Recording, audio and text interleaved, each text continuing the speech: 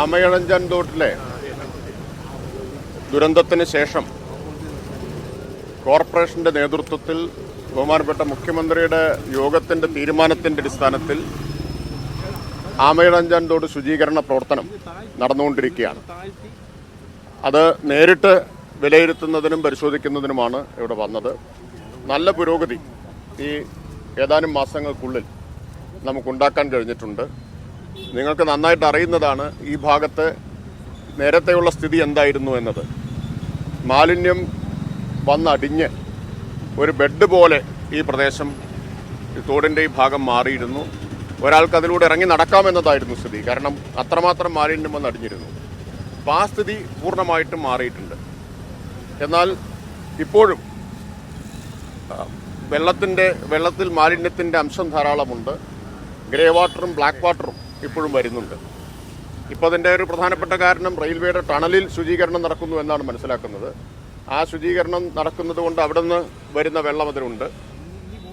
ഇവിടെ മാലിന്യം ശേഖരിക്കുന്നുണ്ടല്ലോ. ഇതിപ്പോൾ ഇന്ന് രണ്ടാമത്തെ ലോഡാണ് ശേഖരിച്ചിട്ടുള്ളത് എന്ന് പറഞ്ഞു.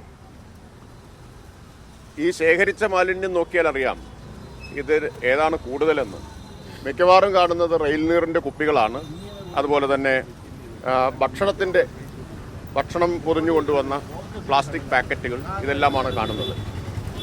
റെയിൽവേ ഇപ്പോൾ ചില നടപടികൾ സ്വീകരിച്ചിട്ടുണ്ട്. പക്ഷെ അത് പോരാ. കൂടുതൽ ഫലപ്രദമായ നടപടികൾ റെയിൽവേയുടെ ഭാഗത്തു നിന്നുണ്ടാവണം.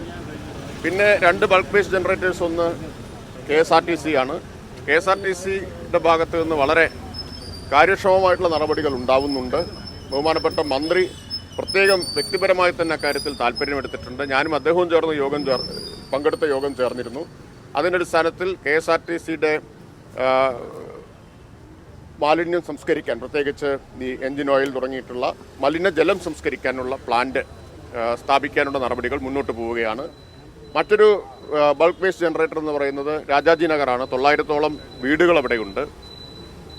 അപ്പോൾ അവിടെയും ഇപ്പോൾ അണ്ടർഗ്രൗണ്ട് STP വെക്കാനുള്ള നടപടികൾ ടെൻഡർ ചെയ്ത് കഴിഞ്ഞിരിക്കുകയാണ്. ടെൻഡർ ഘട്ടത്തിലാണ് ഇപ്പോൾ ഉള്ളത്. ഇത് പൂർത്തിയാവുന്നതോടുകൂടി റെയിൽവേയുടെ ഭാഗത്തു നിന്നുള്ള നടപടികൾ പൂർത്തിയാവണം. ഇപ്പോൾ തുടക്കം കുറിച്ചിട്ടുണ്ട്. KSRTCയുടേതും അതുപോലെ രാജാജി നഗറിലെ ഇപ്പോൾ നിർദ്ദേശിച്ചിട്ടുള്ള എല്ലാ പദ്ധതികളും പൂർത്തിയാവുന്നതോടുകൂടി ഇതിനേക്കാൾ വലിയ മാറ്റം ഈ ആമയിഴഞ്ചാൻ തോടിൻ്റെ കാര്യത്തിലുണ്ടാവും.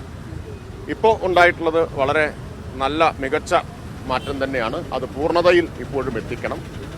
ക്യാമറ ഈ ഭാഗത്തുടനീളം സ്ഥാപിച്ചിട്ടുണ്ട്. അതും ഈ മാറ്റം ഉണ്ടാവുന്നതിനൊരു കാരണമാണ്. എങ്കിലും ഇപ്പോഴും പലതരം ആളുകൾ നമ്മുടെ സമൂഹത്തിലുണ്ടല്ലോ. ഇപ്പോഴും ഈ തോട്ടിലേക്ക് മാലിന്യം വലിച്ചെറിയുന്നവരുണ്ട്. അത് പിടികൂടാൻ നൈറ്റ് സ്ക്വാഡ് ഉൾപ്പെടെയുള്ള നടപടികൾ കോർപ്പറേഷൻ കാര്യക്ഷമമാക്കിയിട്ടുണ്ട്.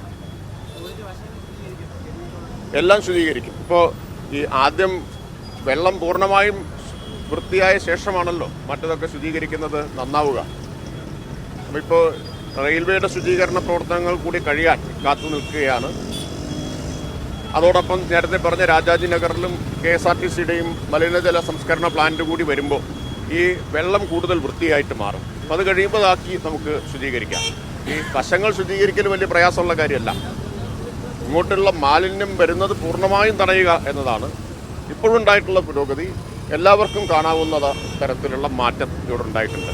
ഈ മാറ്റം നിലനിർത്തി കൂടുതൽ മെച്ചപ്പെട്ടതാക്കി മാറ്റുക എന്നതാണ് ഉദ്ദേശിക്കുന്നത്. അതിൽ കോർപ്പറേഷൻ നല്ല പ്രവർത്തനം നടത്തിയിട്ടുണ്ട്.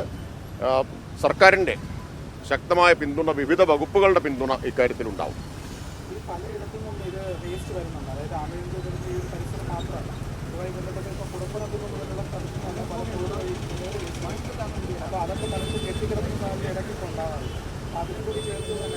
എല്ലാം ചേർത്താണ്. എല്ലാം വളരെ ശരിയായ കാര്യമാണ് പറഞ്ഞത്. ഇവിടുത്തെ മാത്രമല്ല, പലയിടത്തുനിന്നായിട്ട് വരികയാണ്. അപ്പോൾ അതിൽ ഏറ്റവും പ്രധാനം ആളുകളുടെ സമീപനത്തിലും മനോഭാവത്തിലും മാറ്റം വരണം. തോടുകളിലേക്ക് ഇത് വലിച്ചെറിയുന്ന മനോഭാവത്തിൽ മാറ്റം വരണം. മാറ്റം വരാൻ നിയമ നടപടികളൊക്കെ നമുക്ക് ശക്തമായി തന്നെ സ്വീകരിക്കുന്നുണ്ട്. ഒപ്പം ബോധവൽക്കരണം കൂടി ഉണ്ടാവണം. എല്ലാ ഭാഗത്തു നിന്നും അത്തരം ചർച്ചകൾ ഉയർന്നു വരണം. ഇപ്പോൾ കോർപ്പറേഷൻ എൻഫോഴ്സ്മെൻറ്റ് ശക്തിപ്പെടുത്തിയിട്ടുണ്ട്. നൈറ്റ് സ്ക്വാഡുകൾ കൃത്യമായിട്ട് പ്രവർത്തിക്കുന്നുണ്ട്.